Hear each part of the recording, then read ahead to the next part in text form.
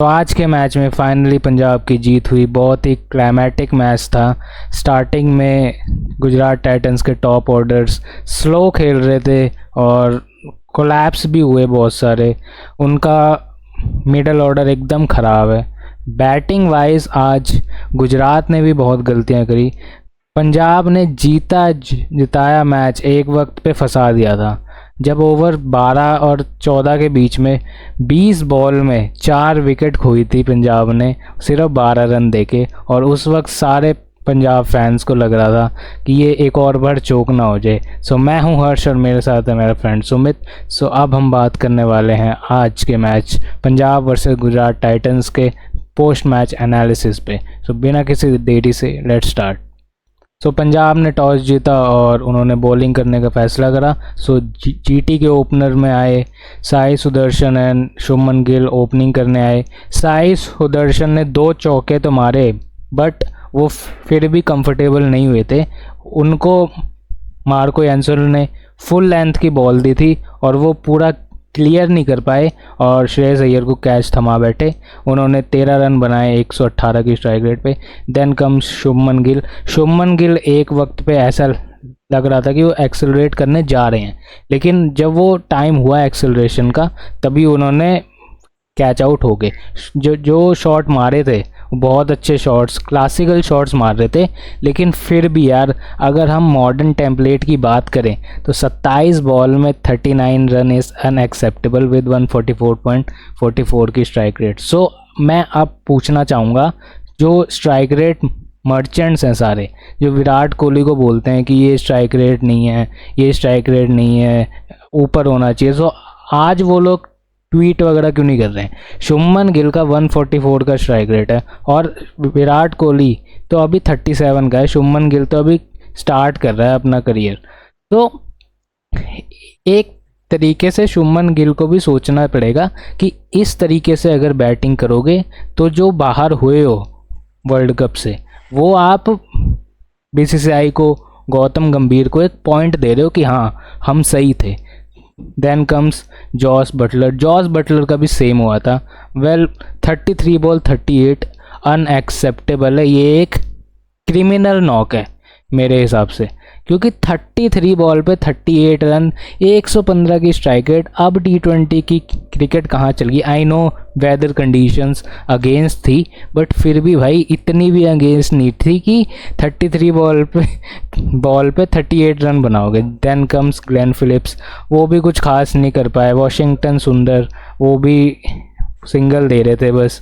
Then Shahrukh Khan, Rahul Tewatia, Rashid Khan. अब आप एक चीज़ नोटिस कर सकते हो, इनका टॉप ऑर्डर इतना हैवी डिपेंडेंट है ना जीटी पे, जीटी का टॉप ऑर्डर, कि अगर ये 3 में से कोई 2 प्लेयर कोई भी मैच में नहीं चलेगा, इनका कोलैप्स हो जाएगा। हमने ये देखा इनका। यार मिडल ऑर्डर चेक करो, वॉशिंगटन सुंदर, शाहरुख खान, राहुल तेवतिया इंजरी से आए हैं डायरेक्ट।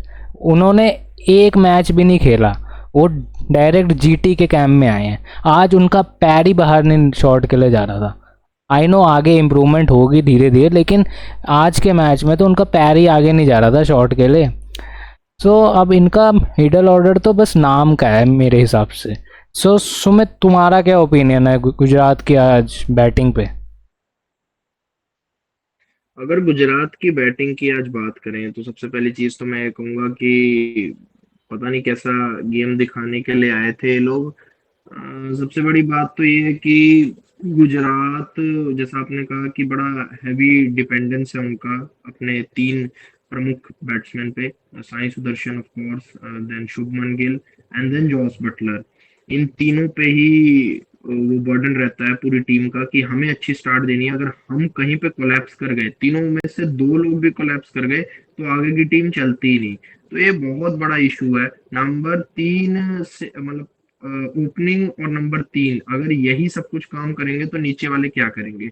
इनका मिडिल ऑर्डर की भी बात की जाए तो कुछ खास नहीं था। देखो ग्लेन फिलिप्स कोई बिल्कुल एक बहुत शानदार प्लेयर है ग्लेन फिलिप्स, पर कुछ खास अभी तक उन्होंने करके दिखाया नहीं है आईपीएल में ऐसा। ठीक है, और टी20 क्रिकेट में भी सो ही चल रहे हैं, कुछ खास नहीं कर रहे हैं। फिर वॉशिंगटन सुंदर की बात करें या फिर शाहरुख खान भी बहुत मामूली बैटिंग करके दिखाई है उन्होंने, मैं तो एक्सेप्ट। ये सुमित, ये 2016 या फिर 2017 की आरसीबी नहीं दिख रही इसमें। टॉप हैवी है और बॉलिंग ठीक ठाक है, बट आरसीबी में एक चीज़ थी कि उनका जो मिडल ऑर्डर था वो कभी कभी चल जाता था। सो इनका भी मिडल ऑर्डर ऐसा ही है, कभी कभी ये चल भी जाएगा। लेकिन आरसीबी का टॉप ऑर्डर हैवी रहा था 2016-17 में, वो फाइनल तक ले गए थे। फाइनल में हालत ख़राब हो गई थी। सो इनका भी टॉप ऑर्डर बहुत हैवी इन पे वो है।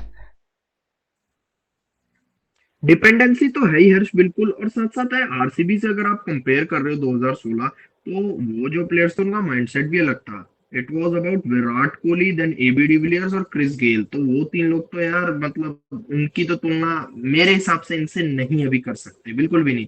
हाँ, जॉस बटलर लेजेंड है, बिल्कुल है, बट उस कैलिबर के प्लेयर नहीं है अभी तक जो विराट और एबी डिविलियर्स ने यार अचीव किया है अपनी लाइफ में। 35 बॉल में 38 तो अनएक्सेप्टेबल है। ये तो क्या ही गेम है। अगर तुम 40 बॉल में, मैं 7 बॉल और दे रहा हूँ, अगर 7 बॉल में ये 20 रन और मार देता तो स्कोर होता 60 हम्म, समथिंग। ठीक है, मतलब बिल्कुल। 40 बॉल में 60 रन। अगले 5 बॉल में अगर ये 18 रन और मार दे तो हो जाता 44 पे 78। मैं उसको एक तरीके से जस्टिफाई कर सकता हूँ, लेकिन आज के गेम में वो भी जस्टिफाई नहीं हो रहा यार। वैभव सूर्यवंशी लड़का 15 बॉल में 50 मार रहा है। अरे विराट कोहली, अब मैं देखो लोवेस्ट से हाईएस्ट पे जा रहा हूँ, तो 37 एज है, वो भी भाई 38 बॉल हम्म, में 70 रन मार रहा है। रोहित 70 रन मार रहा है बिल्कुल। 38 में, और तुम यार ऐसा खेल रहे हो, बताओ। और जॉस बटलर की अगर बात की जाए तो पता नहीं किस बात का प्रेशर ले रहे हैं। एक तो ऑफ कोर्स इंग्लैंड का जो कैंपेन चला था टी 20 वर्ल्ड कप में अच्छा था, पर जॉस बटलर की तरफ से कोई खास एफर्ट देखने को वैसे ही नहीं हम लोगों को मिला था।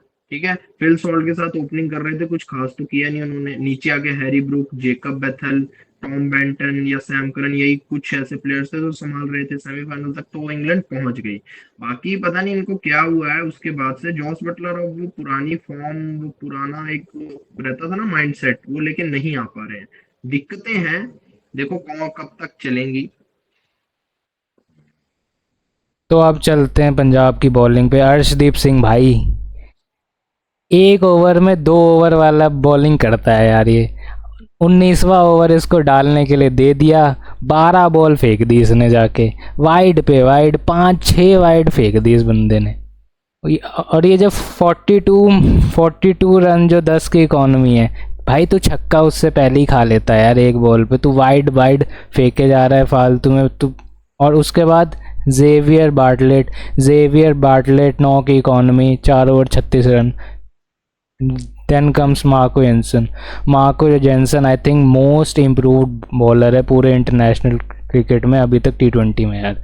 इसका टी 20 वर्ल्ड कप भी बहुत अच्छा गया है, इसका आईपीएल का पहला मैच भी बहुत अच्छा जा रहा है।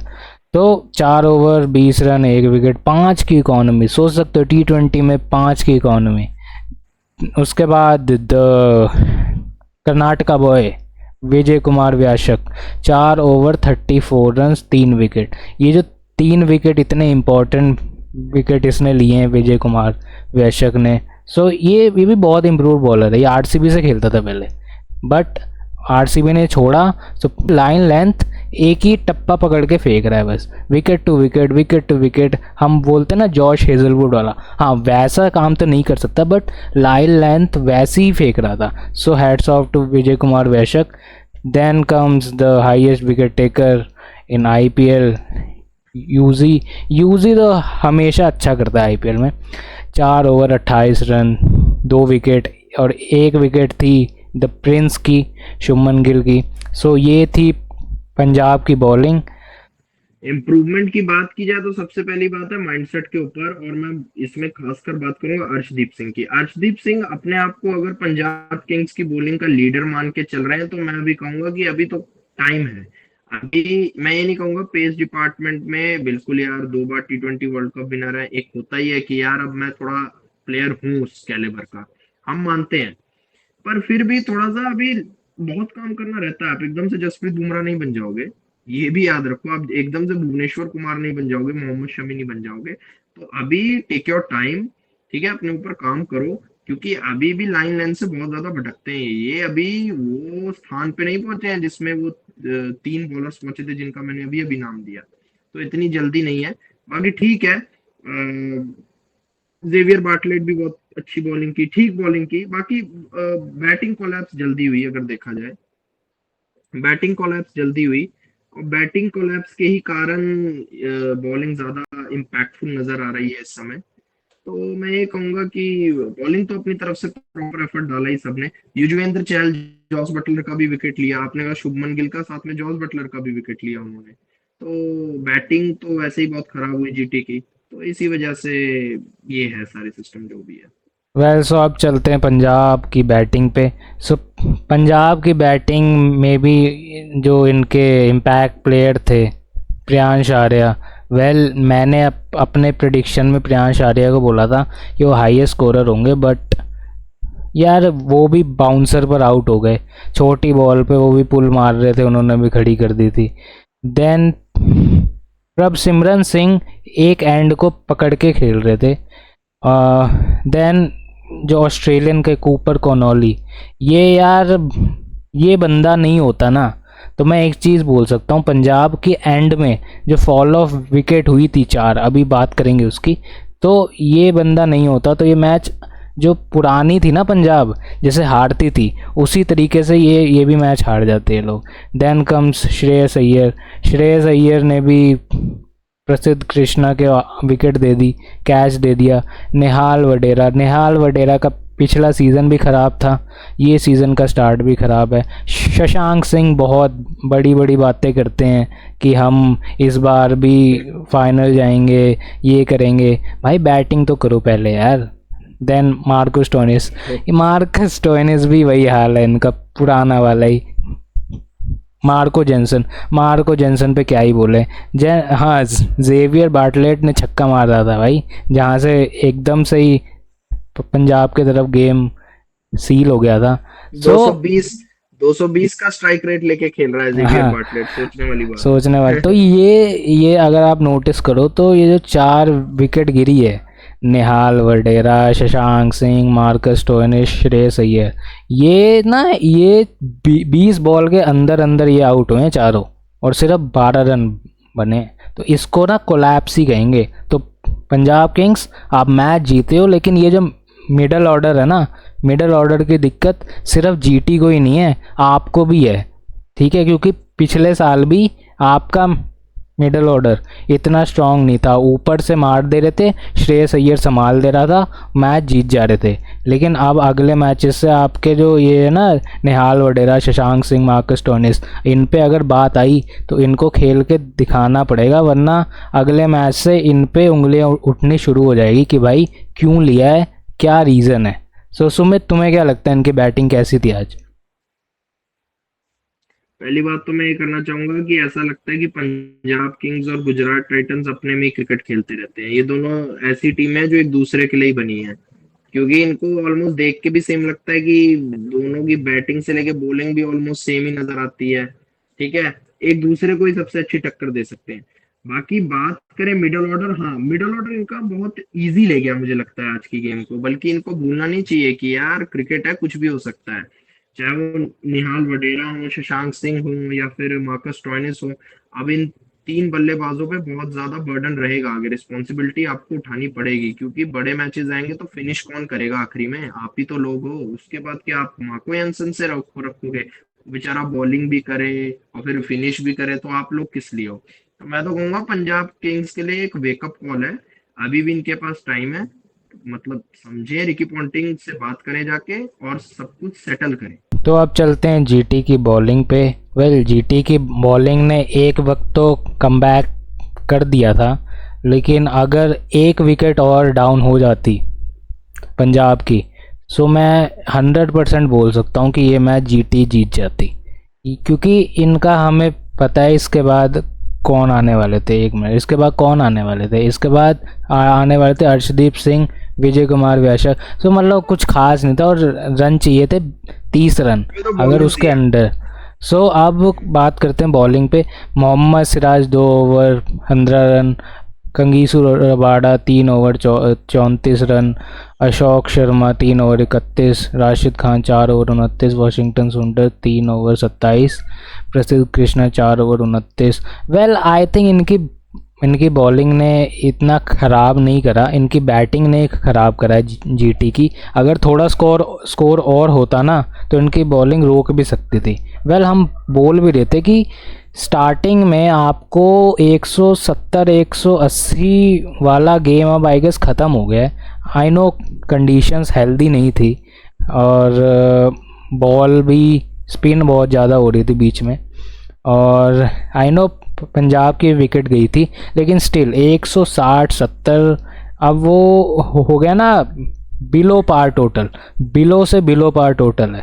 जो हम कहते थे ना 130, अब वो 160 170 इज़ द न्यू 130। सो अब उस तरीके से जीटी को अपनी बैटिंग वगैरह भी देखनी पड़ेगी। सो अब चलते हैं इनके पॉइंट्स टेबल पे। पहला मैच जीते हैं 4.171 का एनआरआर, आरसीबी 2.907 का एनआरआर, एमआई 0.687 का एनआरआर, पंजाब का 0.509 का एनआरआर। सो अब आप चेक कर सकते हो कि 4.7 2.90 ये कहाँ एनआरआर है और 0.509। सो आई गेस ये इनका एनआरआर कम इसलिए भी हुआ है क्योंकि मैच बहुत लास्ट ओवर तक जा रहा था, सो इसलिए। और अब अभी जो देख के पता चल रहा है चेन्नई की टीम लास्ट पर है, SRH second last, KKR third last, then comes GT, और अभी दिल्ली कैपिटल्स का मैच नहीं हुआ, वो होगा कल। सो सुमित, अगर तुम अभी एक एक गेम चेक करो सबकी, तो अभी तक सबसे ज़्यादा मोस्ट डोमिनेटिंग टीम कौन सी लग रही है? हाँ, डीसी का एक मैच नहीं हुआ, वो हम उसको छोड़ देते हैं, लेकिन बाकी 9 टीम में से द मोस्ट डोमिनेटिंग टीम और डोमिनेटिंग विन कौन से मैच में तुम्हें लगा है हुआ है? देखो, मैं डोमिनेटिंग, लोग तो कहेंगे कि यार राजस्थान को बोलना चाहिए, पर मैं वो नहीं कहूंगा। I will say Mumbai Indians, because Mumbai Indians जो टीम है, 227 रन अगर इतने आसानी से कोई टीम चेस कर सकती है, तो मतलब उनके प्लेयर्स में बहुत ज्यादा दम है। और सबसे बड़ी बात है, फुल ऑफ एक्सपीरियंस्ड टीम है अगर देखा जाए तो। बॉलिंग में आपके पास तीन जो आपके इक्के हैं, Deepak, Jasprit Bumrah, and the one, I actually forgetting his name, Trent Boult या। तो ट्रेंट बोल्ट तक ये तीन धांसू बॉलर इनके पास है। बैटिंग में आपके पास Quinton de Kock, Ryan Rickelton, Surya Kumar Yadav, Tilak Varma, Hardik Pandya, list ही लिस्ट है। तो आप कहाँ जाओगे? बाकी एक आरसीबी का भी नाम है, बट मुंबई इंडियंस इस बार थोड़ी सी ज्यादा बेहतर टीम नजर आती है ऑन पेपर। तो मैं कहूंगा कि Mumbai Indians is going to make like something big in this tournament. वो कुछ करने वाले हैं इस बार बड़ा। सो मेरे हिसाब से द मोस्ट डोमिनेटिंग टीम मेरे को तो एक मैच के हिसाब से बोले तो ऑफ कोर्स जो चेन्नई और आरआर का मैच हुआ था, आई थिंक वो इतनी जल्दी चेन्नई को आउट कर देना वो वैसी मोस्ट डोमिनेटिंग है। लेकिन उसमें मैं एक चीज़ बोल सकता हूँ कि कंडीशंस आरआर के फेवर में थी, लेकिन मैं आरसीबी वाला गेम को भी बोल सकता हूँ बिकॉज आरसीबी वाली फ्लैट विकेट थी और 200 रन उन्होंने 15 ओवर में चेज़ करा था, तो वो भी मोस्ट डोमिनेटिंग है। सो मैं इन दोनों में कंफ्यूज हूँ। सो ये था post match of Punjab and Gujarat. अच्छा मैच हुआ, क्लोज मैच गया। सो आई होप आपको ये वीडियो अच्छी लगी। अगर आपको ये वीडियो अच्छी लगी so please like, share, subscribe and keep showing your love. So see you in next video.